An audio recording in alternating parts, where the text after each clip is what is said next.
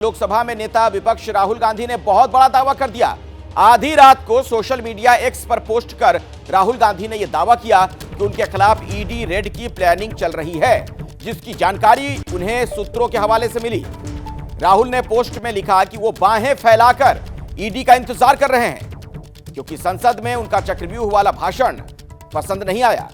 उन्होंने दावा किया है कि ईडी रेड की प्लानिंग चल रही है, जिसकी जानकारी उन्हें ईडी के सूत्रों के हवाले से लगी है और ऐसे में बाहें फैलाकर ईडी का वो इंतजार कर रहे हैं। देखिए, एक्स पोस्ट पर राहुल गांधी ने जो लिखा है वो आपके सामने कि बाहें फैलाकर ईडी का इंतजार कर रहा हो। ये राहुल गांधी ने सोशल मीडिया पर ये बातें लिखी हैं। वो आगे कहते हैं कि जाहिर है इन्हें मेरा चक्रव्यूह वाला भाषण पसंद नहीं आया। तो चूंकि जो भाषण उन्होंने दिया था, कह रहे हैं कि उसकी वजह से मुझसे नाराजगी है और ईडी के सूत्रों ने मुझसे बताया है कि छापेमारी का प्लान बनाया जा रहा है और बाहें फैलाकर मैं ईडी का इंतजार कर रहा हूं। तो देर रात एक्स पोस्ट पर यह बातें लिखी राहुल गांधी ने। सीधे हम आपको लिए चलते हैं मेरे सहयोगी जैनेंद्र के पास। कांग्रेस से जुड़ी खबरें आप तक लगातार पहुंचाते हैं। जैनेंद्र, सोशल मीडिया पर राहुल गांधी का ये जो लिखना है, क्या इसके पीछे का कोई आधार भी नजर आ रहा है? किसी तरीके का प्रमाण भी उन्होंने दिया है? क्या बातें और कही गई हैं? देखिए, निश्चित तौर पर राहुल गांधी जो है वो देश की प्रमुख विपक्षी पार्टी के सबसे बड़े नेता हैं और लोकसभा में नेता विपक्ष हैं।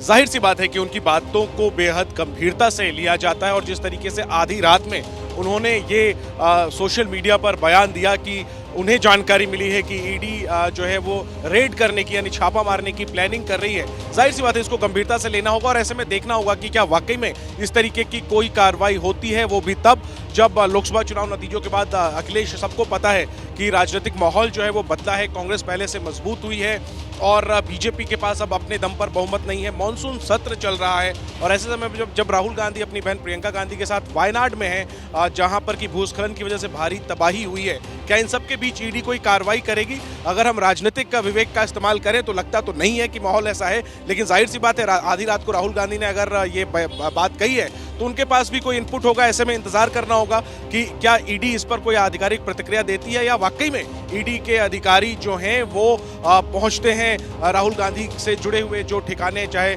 प्रमुख तौर पर 10 जनपद हो या फिर अन्य जगह हो। क्योंकि अगर हम मामले की बात करें कि मामला क्या है, तो नेशनल हेराल्ड से जुड़ा हुआ जो कथित मनी लॉन्ड्रिंग का मामला है, उस मामले में राहुल गांधी से पूछताछ हो चुकी है। ईडी लंबी पूछताछ कर चुकी है राहुल गांधी से, सोनिया गांधी से भी पूछताछ हो चुकी है, लेकिन तब भी कोई छापा नहीं पड़ा था, कोई जांच पड़ताल जो है वो नहीं की गई थी राहुल गांधी के आवास पर। तो अब लेकिन राहुल गांधी ने ये जो बात कही है, इसके बाद से अब नजरें ईडी की प्रतिक्रिया पर टिक गई हैं कि ईडी क्या कहती है या क्या वाकई में ईडी बिल्कुल सही कह रहे हैं आप जैनेंद्र कि ईडी की तरफ से इस पर क्या स्पष्टीकरण आता है, ये इसका इंतजार रहेगा, चूंकि एक पॉलिटिकल स्टंट भी हो सकता है इस तरीके का बयान।